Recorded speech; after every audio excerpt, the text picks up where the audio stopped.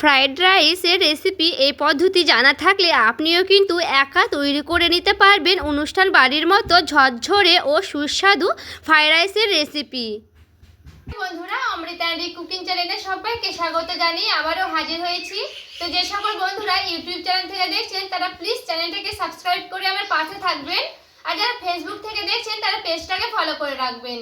তো স্কিপ না করে পুরো রেসিপিটি দেখার অনুরোধ রইল, আর লাইক দিয়ে ভিডিওটি দেখা শুরু করবেন।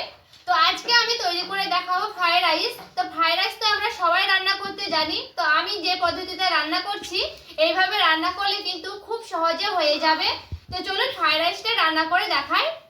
এখানে আমি নিয়ে নিয়েছি বিনস। তো এবার আমি বিনসগুলো কেটে নেব। তো দেখুন বন্ধুরা, বিনসগুলোকে আমি এইভাবে কেটে নিচ্ছি।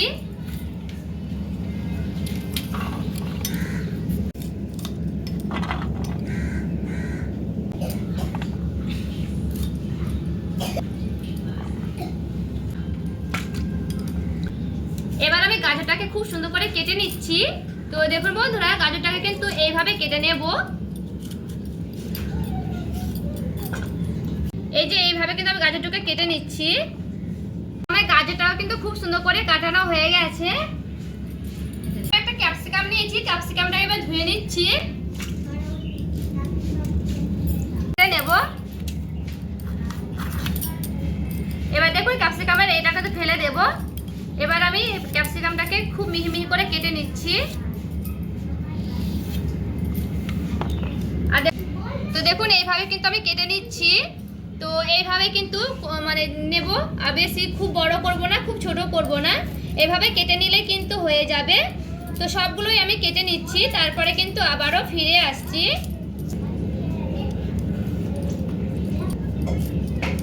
তো দেখো সবগুলো কিন্তু ক্যাপসিকাম কেটে নিয়েছি। তো দেখুন বন্ধুরা, মটরশুঁটিটা কিন্তু আমি খুব সুন্দর করে ধুয়ে নিয়েছি। সময় কিন্তু আমি আর ধুবো না, তার জন্য কিন্তু ধুয়ে নিয়েছি। তো এবার কিন্তু আমি খুব সুন্দর করে বেছে নিচ্ছি।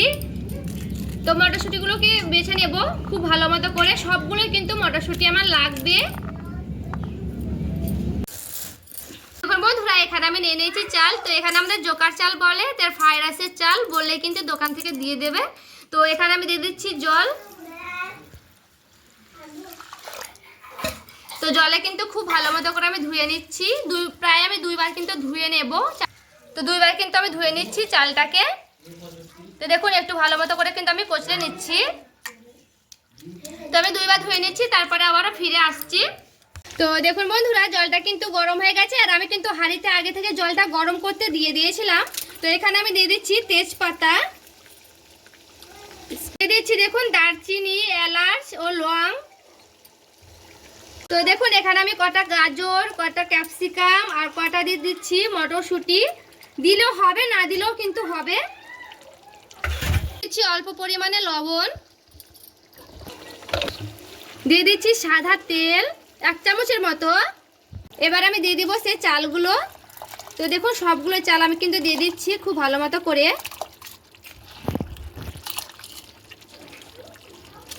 দেখুন আমি কিন্তু হাঁড়িটা পাল্টে নিয়েছি, কারণ ওটা ছোট হাঁড়ি ছিল তার জন্য। তো আমি একটু বড় হাঁড়ি নিয়েছি। এবার দেখুন বন্ধুরা, খুব ভালো মতো করে একটু নাড়াচাড়া করে নিচ্ছি। আর দেখুন এবার আমি ঢাকা দিয়ে কিন্তু খুব ভালো মতো করে ভাতটাকে তৈরি করে নেব। তো দেখুন বন্ধুরা, এবার আমি ঢাকনাটা উঠিয়ে দেখছি। আর দেখুন ভাতটা কিন্তু পুরোপুরিভাবে কিন্তু আমি করব না, দেখবেন একেবারে কিন্তু 90% হয়ে যাবে, একেবারে কিন্তু 100% করব না আমি। দেখে কিন্তু বুঝতেই পারছেন এটা কিন্তু আমার হয়ে গেছে অনেকটা, যেটা আমি পারফেক্ট সেদ্ধ করবে সেরকম কিন্তু হয়ে গেছে। তো এটা কিন্তু পুরোপুরিভাবে সেদ্ধ করবেন না। তো এবার কিন্তু আমি জল থেকে ঝাড়িয়ে নেব, দিয়ে কিন্তু একেবারে মাঠটা গেলে নিয়ে তারপরে আমি আবারও ফিরে আসছি। তো দেখুন বন্ধুরা, এখানে আমি একটা কড়াই বসিয়ে নিয়েছি। যেহেতু একটা বড় কড়াই লাগবে তার জন্য কিন্তু আমি বড় কড়াই বসিয়ে নিয়েছি। তো দিয়ে দিচ্ছি আমি এখানে ঘি। দেখুন বন্ধুরা, ঘিটা কিন্তু খুব ভালো মতো করে গরম করে দিতে হবে। এখানে কিন্তু ঘি দিতে পারবেন, আর যারা কিন্তু সাদা তেলে করবেন তারা কিন্তু সাদা তেলেও কিন্তু করে নিতে পারবেন। তো এবার আমি দিয়ে দিচ্ছি বিনসগুলো ভেজে নেব।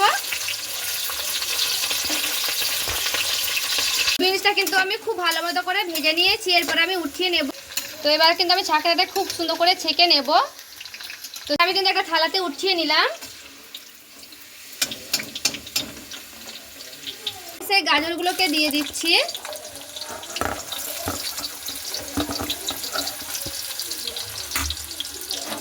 তো গাজরটাকে খুব ভালো মতো করে নাড়াচাড়া করে নেব।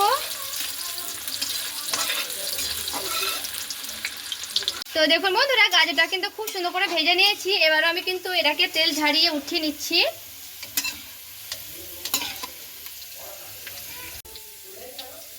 এবার আমি ক্যাপসিকামগুলোকেও ভেজে নিচ্ছি।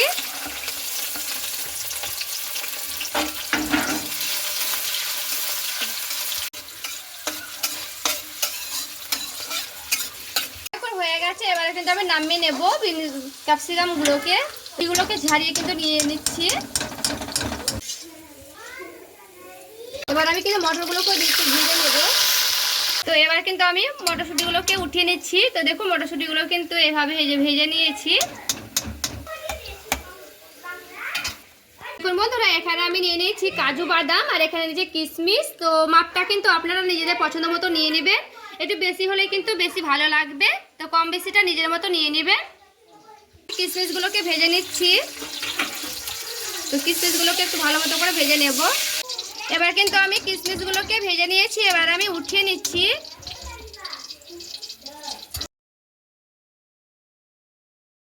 এবার আমি দিয়ে দিচ্ছি কাজুগুলোকে ভেজে নেব।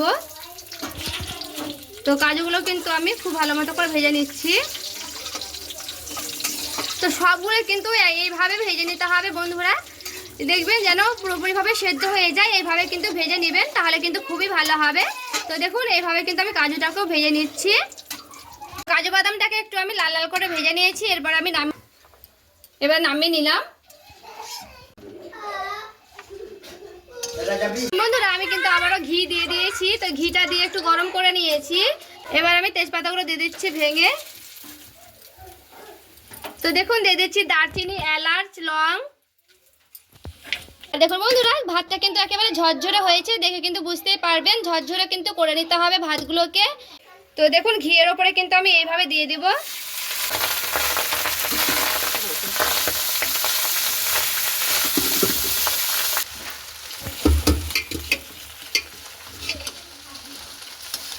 এবার কিন্তু ভাজাগুলো সবগুলোই আমি দিয়ে দিচ্ছি। এবার ভাজাগুলো দিয়ে কিন্তু খুব সুন্দর করে নাড়াচাড়া করে নেব।